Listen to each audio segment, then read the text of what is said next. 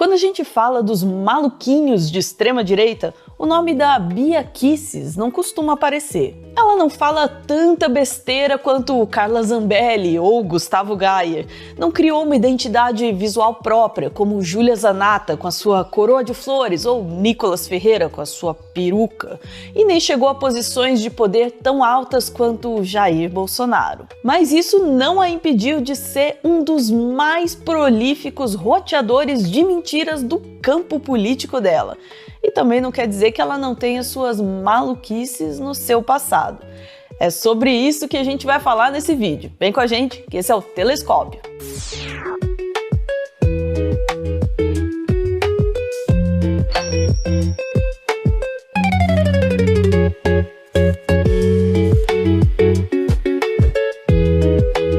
Beatriz Kicis Torrents de Sordi. Sim, esse é o nome da Bia Kicis. Ela nasceu na cidade de Resende, no Rio de Janeiro, no dia 19 de setembro de 1961. Filha de um engenheiro militar e de uma psicóloga, ela se formou em Direito na Universidade de Brasília, a UNB. Também na UNB, ela fez uma especialização em parapsicologia. Não, a gente não tá brincando. Era um núcleo de pesquisas que estudava astrologia, ufologia, conscienciologia e abordagens alternativas da medicina. No mesmo ano em que ela se formou em parapsicologia, a Bia Kicis publicou um livro sobre Reiki, uma terapia alternativa sem comprovação científica que ela praticou por muito tempo. Além do Reiki, a Bia Kicis também trabalhou no Disque Amizade. E se você sabe do que eu tô falando, você provavelmente já tem fios de cabelo branco. Eu não, porque o meu natural é azul.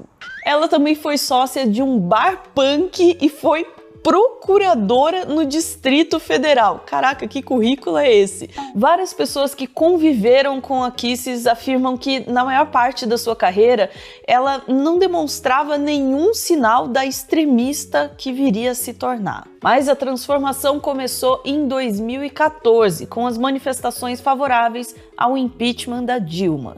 E também com a influência daquele que viria a se tornar o seu guru, é claro, Olavo de Carvalho. Em 2015, ela foi uma das fundadoras do Instituto Resgata Brasil, um grupo de operadores do direito conservadores que tentava influenciar a política brasileira através de ações judiciais. O Resgata conseguiu algumas vitórias, a maior delas relacionada à termoelétrica do Rio Madeira, em Rondônia, que o governo Dilma planejava doar para a Bolívia. Através de um processo judicial, o grupo da Kicis conseguiu acabar com os planos. A repercussão do caso garantiu um convite para ela se tornar coordenadora de um grupo famoso nacionalmente na época do golpe contra Dilma, o Revoltados Online.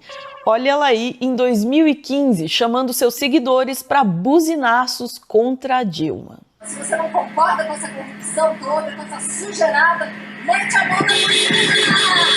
Esquentando o dia 15, vamos tirar os corruptos e perder o poder! A sua atuação no Revoltados Online acabou rendendo a primeira investigação contra a Kicis. Em 2016, ela foi parar na CPI dos crimes cibernéticos. Aproveitou a oportunidade para fazer showzinho na Câmara. Eu fiquei sabendo de algo chamado Foro de São Paulo, que nunca foi mencionado pela grande mídia, embora o professor Olavo de Carvalho venha falando disso há mais de 15 anos. E hoje a gente consegue encontrar, acessar pelas redes sociais, toda a informação a respeito do Foro de São Paulo. Que vocês aqui presentes já devem ter ouvido falar dessa organização criminosa, que tem por objetivo instaurar a pátria grande, acabar com a soberania dos países, do nosso país, do nosso Brasil, acabar com a soberania e instaurar aqui um regime totalitário. Ao saber disso, do Foro de São Paulo, e ao perceber nos projetos do governo, a mão, o braço forte do Foro de São Paulo atuando através de muitos dos nossos governantes, eu pensei, como cidadã e operadora do direito, eu não posso me calar. Seria um crime, isso sim, eu me calar. na medida em que eu tinha essa consciência. Em 2018, ela resolveu se candidatar ao cargo de deputada federal. A Bia Kicis lançou a sua candidatura pelo PRP, o Partido Republicano Progressista, e conseguiu se eleger em 2018. Apesar disso, o partido não atingiu a cláusula de barreira e acabou sendo dissolvido. Foi aí que a Bia foi para o PSL, o partido que abrigava os bolsonaristas naquela época. Por pouco, ela não acabou sendo expulsa do seu novo partido em dezembro de 2019. Quando o Bolsonaro resolveu que iria fundar o seu próprio partido, o Aliança Brasil, a Kicis foi uma das suas maiores apoiadoras. O líder do PSL, Luciano Bivar, não gostou e a ameaçou expulsar ela do PSL por infidelidade partidária. As notícias da expulsão até chegaram a circular, mas não se concretizaram. Pessoal, é o seguinte, eu acabei de receber uma notícia, porque não recebi nenhuma notificação, fiquei sabendo pela Folha de São Paulo e uma jornalista que me ligou do Estadão, de que parece que eu sou a primeira parlamentar a ser expulsa do PSL. Quer dizer, eu não recebi nenhuma notificação, acabei de confirmar aqui no meu gabinete. Não estou sabendo de nada disso, mas parece que o Bivar andou falando que eu cometi atos terríveis contra o partido, entendeu? Que eu estaria desmerecendo o partido. Uma segunda quase expulsão aconteceu em 2020, quando Kicis e outros 5 parlamentares do PSL votaram contra o Fundeb, desobedecendo a diretiva do seu partido. Apesar de tudo isso, em 2021, graças à sua proximidade do clã Bolsonaro, a Kicis conseguiu chegar à presidência da CCJ, a comissão mais importante da Câmara dos Deputados. Ela não se deu muito bem por lá. Foi acusada de tentar censurar parlamentares de esquerda, como a deputada Érica Cocai. Eu formulo essa questão de ordem com fundamento nos artigos 56, parágrafo 2º, combinado com o artigo 50 do Regimento Interno e o artigo 47 da Constituição Federal. A lei determina, esses dispositivos, eles falam o seguinte, que as atas das reuniões das comissões da Câmara sejam sempre submetidas a voto pelo colegiado. Elas são matérias de deliberação. Portanto, deputada, essa matéria está superada. Essa matéria está superada. A senhora não sabe qual é a essa matéria. Vossa Excelência pediu que houvesse orientação. Nós já votamos a ata. Deputada, a ata não está mais em debate. Deputada, a matéria está superada. A ata não está em debate. Não é sobre isso. A questão de ordem é referente à ata. A ata não está em debate. Já foi. Não é sobre orientação. Não é sobre orientação. Mesmo que seja sobre a ata já foi votada, está superada. Deputada, a questão está superada, nós vamos prosseguir, eu vou responder. Deputada, se a questão de ordem é sobre a ata, esse assunto está superado, eu vou responder a questão. Me permita concluir a questão de ordem, presidenta, por favor. Primeiro dizendo, se for sobre a ata, não vou permitir, deputada. E até a Veja, completamente insuspeita de ser uma revista de comunistas, considerou a passagem dela pelo comando da comissão um retumbante fracasso.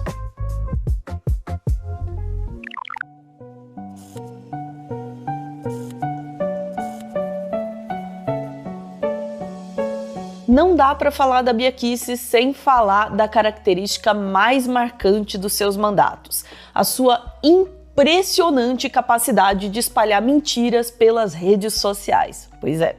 Um dos momentos em que ela mais brilhou, com muitas aspas nesse brilhou aí, foi durante a pandemia de Covid-19. A deputada fechou o bingo do negacionismo na pandemia nas suas redes sociais.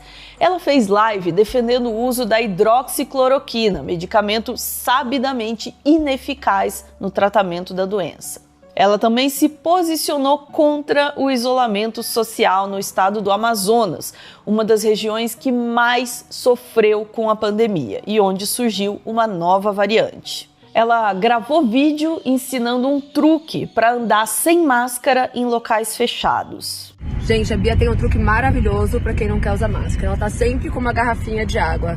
Aí chega o segurança e fala, senhora, precisa colocar máscara. Ela fala, só tô tomando uma aguinha, tá? Já ponho. E aí ela nunca põe.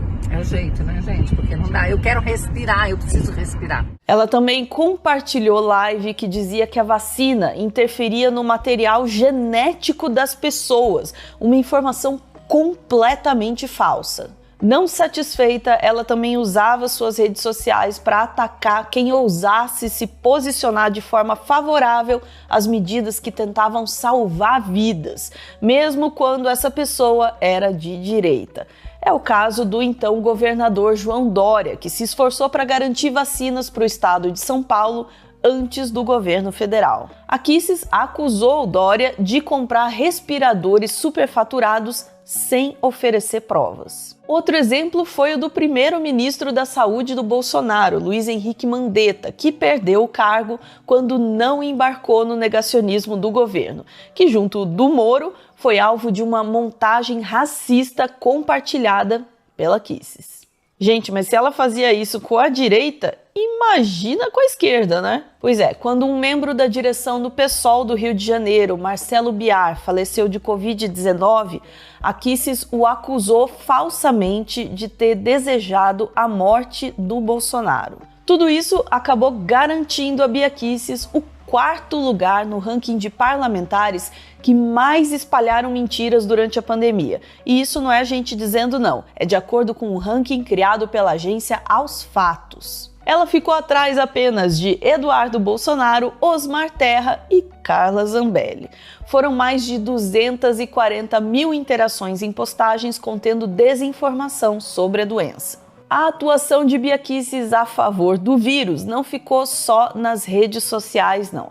Ela se estendeu também à sua atuação como parlamentar. A Kicis foi autora de 2 projetos de lei que tentaram dificultar a contenção da pandemia no nosso país. Um deles tentou impedir a obrigatoriedade do uso de máscaras. E o outro, a obrigatoriedade de vacinação contra o SARS-CoV-2. A gente sempre lembra que a política do Bolsonaro durante a pandemia custou centenas de milhares de vidas no nosso país. Mas a gente não pode esquecer que ele não construiu essa política sozinho, não. Bia Kicis certamente fez uma parte do trabalho também.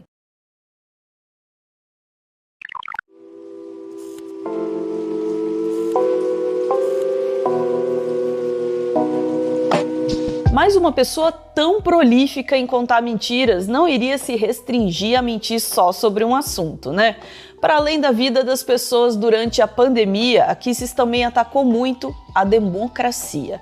Há várias formas de fazer isso. Uma delas é usar de mentiras para atacar opositores políticos. A Kicis usou essa tática mirando no Lula e na sua família. Em 2019, ela concedeu uma entrevista ao CB Poder, o podcast do Correio Brasiliense. O próprio Correio publicou uma matéria apontando as mentiras da deputada, incluindo uma sobre o filho do Lula. Ela afirmou que o filho do Lula era catador de cocô de elefante no zoológico e hoje é um bilionário com o jato e os aviões mais caros do mundo. De acordo com a checagem de fatos do Correio, Fábio Luiz Lula da Silva, o Lulinha, de fato trabalhou como monitor do Parque Zoológico de São Paulo e teve um crescimento grande do seu patrimônio, mas passa longe de ser um bilionário e nem tem aviões. Aliás, a Polícia Federal investigou o crescimento do patrimônio do Lulinha e não encontrou irregularidades.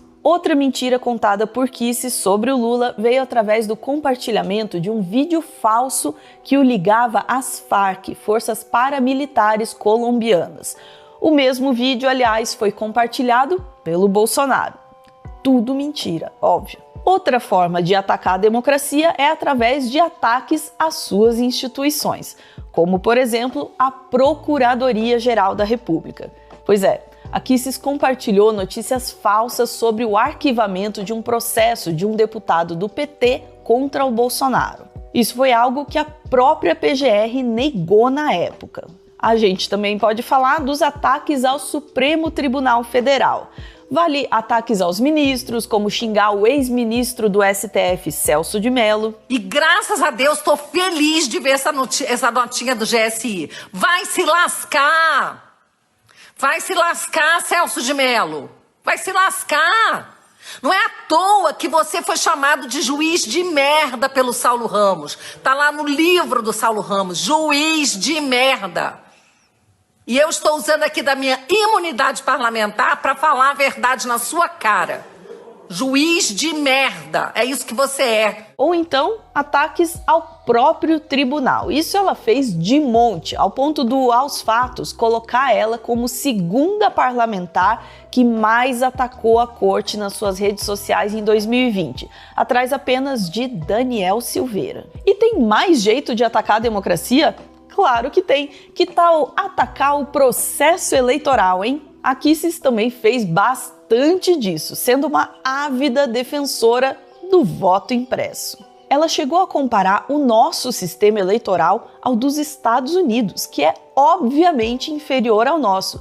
E se você duvida, a gente tem um vídeo inteiro sobre isso no nosso canal TV Cringe. E claro, dá para atacar a democracia também defendendo golpes diretamente. Ela fez isso com um discurso na Câmara, onde defende a tese das Forças Armadas como poder moderador, um clássico. Sim, é aquela tese do Ives Gandra que pode ser usada para justificar uma intervenção militar. Na verdade, ela gosta tanto de golpe que ela defendeu até a tentativa de golpe em outro país.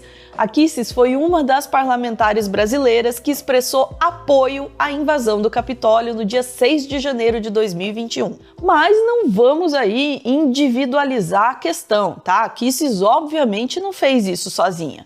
Quem diz isso não somos nós, é a Polícia Federal, por exemplo, que encontrou material na casa do Alan dos Santos que comprovava que ela se reunia regularmente com ele para discutir pautas como intervenção militar. Sim, Alan dos Santos, aquele blogueiro que é considerado foragido desde 2021. E também tem, é claro, bastante dinheiro envolvido. Em 2020, a agência pública revelou que a deputada tinha contratado 3 empresas recém-fundadas para cuidar das suas redes sociais. Uma delas, a Inclutec Tecnologia, pertencia a Sérgio Lima, marqueteiro do Aliança pelo Brasil, partido que o Bolsonaro estava tentando formar. Outra delas, a BM Gestão de Mídias Sociais, pertencia à sogra do Beto Morato, membro do grupo Nas Ruas, aquele que lançou Carla Zambelli ao estrelato. A gente falou deles em outro vídeo. Tudo isso serve para demonstrar que a Bia Kicis pode parecer um personagem menor dentro do bolsonarismo e da extrema-direita brasileira, mas as mentiras e ataques dela têm método. E de fato, a Bia Kicis não chama tanta atenção assim quanto seus outros coleguinhas de extrema-direita, mas talvez isso seja ainda mais motivo para a gente não tirar o olho dela.